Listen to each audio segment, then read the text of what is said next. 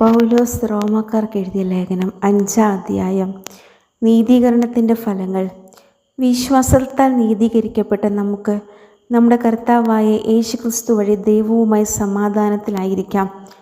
നമുക്ക് കൈവന്നിരിക്കുന്ന ഈ കൃപയിലേക്ക് അവൻ മൂലം വിശ്വാസത്താൽ നമുക്ക് പ്രവേശനം ലഭിച്ചിരിക്കുന്നു. ദൈവമഹത്വത്തിൽ പങ്കുചേരാമെന്ന പ്രത്യാശയിൽ നമുക്ക് അഭിമാനിക്കാം. മാത്രമല്ല, നമ്മുടെ കഷ്ടതകളിലും നാം അഭിമാനിക്കുന്നു.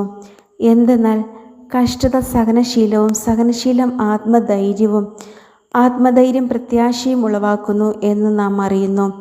പ്രത്യാശ നമ്മെ നിരാശരാക്കുന്നില്ല. കാരണം നമുക്ക് നൽകപ്പെട്ടിരിക്കുന്ന പരിശുദ്ധാത്മാവിലൂടെ ദൈവത്തിൻ്റെ സ്നേഹം നമ്മുടെ ഹൃദയങ്ങളിലേക്ക് ചൊരിയപ്പെട്ടിരിക്കുന്നു. നാം ബലഹീനരായിരിക്കെ നിർണയിക്കപ്പെട്ട സമയത്തു ക്രിസ്തു പാപികൾക്കു വേണ്ടി മരിച്ചു. നീതിമാൻ വേണ്ടി പോലും ആരെങ്കിലും മരിക്കുക പ്രയാസമാണ്.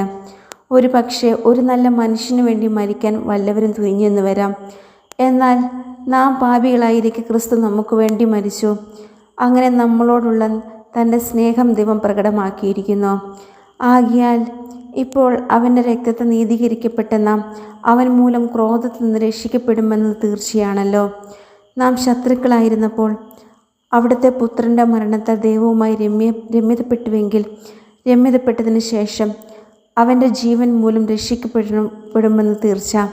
മാത്രമല്ല, നമ്മുടെ കർത്താവായ യേശു ക്രിസ്തു വഴി നാം ദൈവത്തിൽ അഭിമാനിക്കുകയും ചെയ്യുന്നു. അവൻ വഴിയാണല്ലോ നാം ഇപ്പോൾ അനുരഞ്ജനം സാധിച്ചിരിക്കുന്നത്. ആദവും ക്രിസ്തുവും. ഒരു മനുഷ്യൻ മൂലം പാപം മൂലം മരണവും ലോകത്തിൽ പ്രവേശിച്ചു. അപ്രകാരം എല്ലാവരും പാപം ചെയ്തതുകൊണ്ട് മരണം എല്ലാവരിലും വ്യാപിച്ചു. നിയമം നൽകപ്പെടുന്നതിന് മുമ്പ് തന്നെ പാപം ലോകത്തിലുണ്ടായിരുന്നു.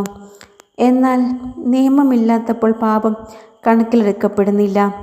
ആദത്തിൻ്റെ പാപത്തിന് സദൃശ്യമായ പാപം ചെയ്യാതിരുന്നവരുടെ മേൽ പോലും ആദത്തിൻ്റെ കാലം മുതൽ മോശയുടെ കാലം വരെ മരണം ആധിപത്യം പുലർത്തി. ആദം വരാനിരുന്നവൻ്റെ പ്രതിരൂപമാണ്. എന്നാൽ പാപം പോലെയല്ല കൃപാദാനം.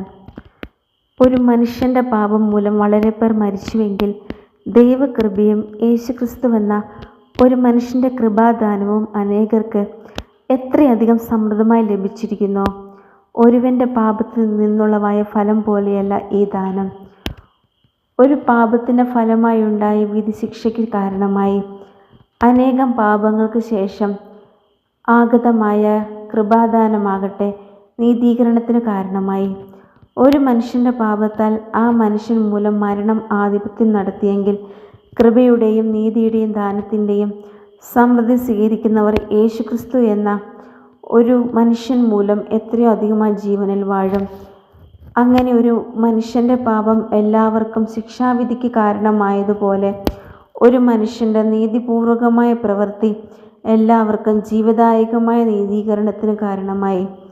ഒരു മനുഷ്യൻ്റെ അനുസരണക്കേടിനാൽ അനേകർ പാപികളായി തീർന്നതുപോലെ ഒരു മനുഷ്യൻ്റെ അനുസരണത്താൽ അനേകർ നീതിയുള്ളവരാകും. പാപം വർദ്ധിപ്പിക്കാൻ നിയമം രംഗപ്രവേശം ചെയ്തു. എന്നാൽ പാപം വർദ്ധിച്ചെടുത്ത് കൃപ അതിലേറെ വർദ്ധിച്ചു. അങ്ങനെ പാപം മരണത്തിലൂടെ ആധിപത്യം പുലർത്തിയതുപോലെ കൃപ നീതി വഴി നമ്മുടെ കർത്താവായ യേശു ക്രിസ്തുവിലൂടെ നിത്യജീവനിലേക്ക് നയിക്കാൻ ആധിപത്യം പുലർത്തും.